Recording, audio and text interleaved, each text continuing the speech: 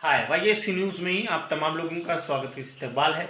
जैसा कि आप लोग जानते हैं कि फिलहाल अभी पार्लियामेंट का सेशन चल रहा है, यानी पार्लियामानी इजलास शुरू है।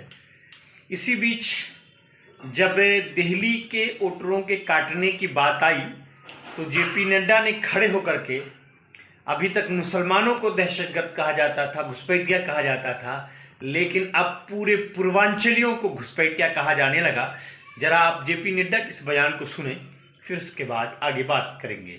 संविधान में, इलेक्शन कमीशन में पूरा अधिकार है किसी व्यक्ति को किसी के वोट पर ऑब्जेक्शन करने का, और ऑब्जेक्शन में रीजन देने का। जिन लोगों ने भारतीय जनता पार्टी की तरफ से ऑब्जेक्शन दिया है तो साथ में रीजन भी दिया है, और वो चाहे पूर्वांचल हो, चाहे रोहिंग्या हो, चाहे बांग्लादेशी हो, चाहे घुसपैठिया हो, वो सब उसमें आते हैं।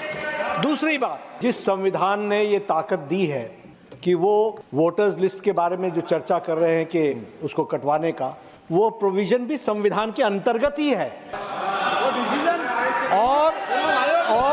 और उसमें देखने वाली बात ये है कि ये इतने दिन सत्ता पे कहीं रोहिंग्या और बांग्लादेशी के वोटों पर तो नहीं बने हुए थे। इन्होंने कहा कहीं ऐसा तो नहीं जिनके नाम काटे जा रहे हैं वो। कि आप लोगों ने जेपी नड्डा के इस बयान को सुना होगा कि वो कह रहे हैं कि चाहे पूर्वांचलिया हों, चाहे रोहिंग्या हों या बांग्लादेशी हों, सब के सब दहशतगर्द हैं, सब घुसपैठिया हैं।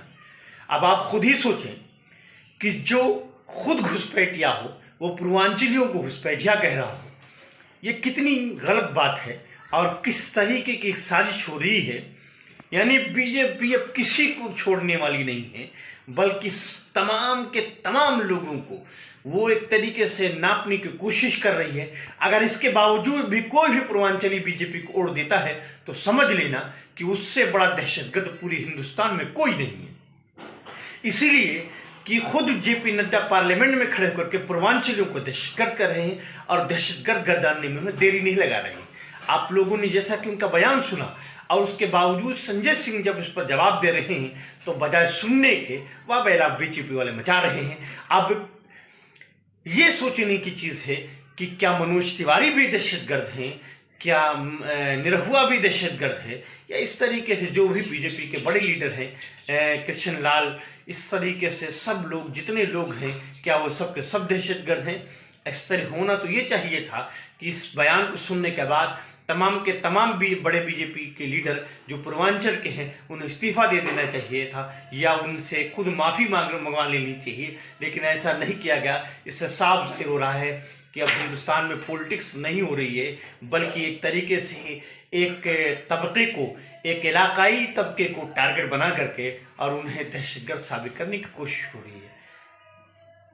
अब ये फैसला आप लोगों के हाथ में है।